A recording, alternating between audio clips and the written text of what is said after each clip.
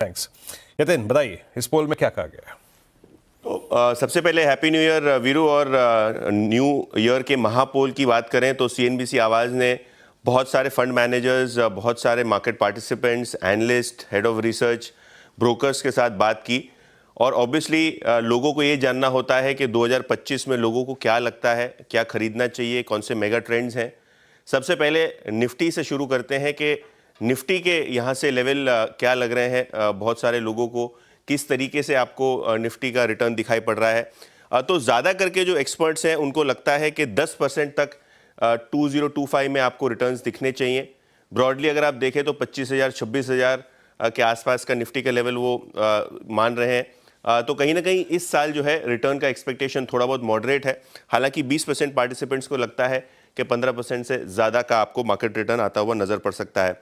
इसके बाद अगर हम देखें तो कौन से खास सेक्टर्स और कौन से खास ट्रेंड्स वो देख रहे हैं, लार्ज कैप में किस तरीके के रिटर्न्स हैं। तो ऑब्वियसली क्योंकि मार्केट में आपको 10% का रिटर्न दिखाई देता है तो लगभग एक बड़ा जो समूह है वो एक्सपेक्ट कर रहा है कि लार्ज कैप में इस साल 10 से 15% के बीच में रिटर्न बनेगा।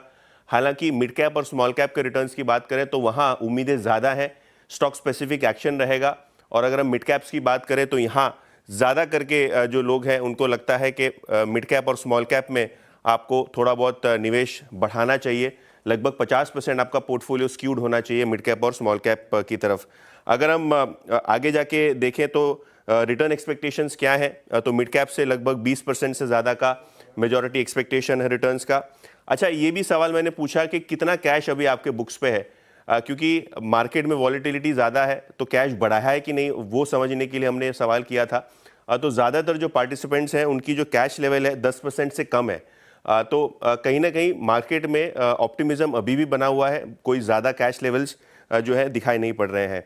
अच्छा, कौन सा इंपॉर्टेंट इवेंट ट्रैक कर रहे हैं लोग, क्योंकि अगले 2 महीनों में ट्रंप ऑफिस अज्यूम करेंगे, बजट रहेगा, बहुत सारे दूसरे मैक्रो इकोनॉमिक इश्यूज़ हैं, जियोपॉलिटिकल इश्यूज़ हैं, यूएस और रशिया के बढ़ते हुए टेंशन्स हैं। तो मुझे लगता है कि जो ज़्यादा करके लोग ने पोल किया है वो किया है कि ट्रंप और की पॉलिसीज़ और जो केंद्रीय बजट है उस पर नियर टर्म पे बाजार का जो है रिटर्न निर्भर रहेगा। तो ये वो पर्टिकुलर चीज़ें हैं जहां ब्रोकरेजेस फोकस कर रहे हैं और बहुत सारे मार्केट पार्टिसिपेंट्स फोकस कर रहे हैं।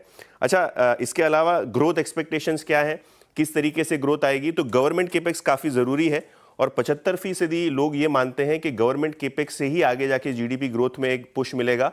तो सरकार को बजट में कहीं ना कहीं केपेक्स के बारे में ज़्यादा डिटेलिंग करनी पड़ेगी। हालांकि 15% ही लोग मानते हैं कि प्राइवेट केपेक्स से आगे जाके बाजार में ग्रोथ पिकअप होगा। रेट कट एक्सपेक्टेशंस, क्योंकि आरबीआई रेट कट की तैयारी कर रहा है, किस तरीके का रेट कट दिखाई दे रहा है वो भी हमने लोगों से पूछा। तो लगभग 50% लोग यानी मेजॉरिटी को लगता है कि लगभग आधा % ब्याज दर इस साल यानी कैलेंडर ईयर 2025 में कट होना चाहिए। और केवल 30% लोगों को लगता है कि 50 बेसिस पॉइंट से शायद ज़्यादा रेट कट आरबीआई को करना पड़े। तो ये सब फैक्टर्स हैं जिनके आधार पर हमने पोल किया और बहुत बेहतरीन तरीके से आपको दिखेगा कि मार्केट पार्टिसिपेंट्स का ट्रेंड जो है, टोन जो है वो पॉजिटिव है। हालांकि रिटर्न एक्सपेक्टेशन थोड़ा मॉडरेट किया लोगों ने।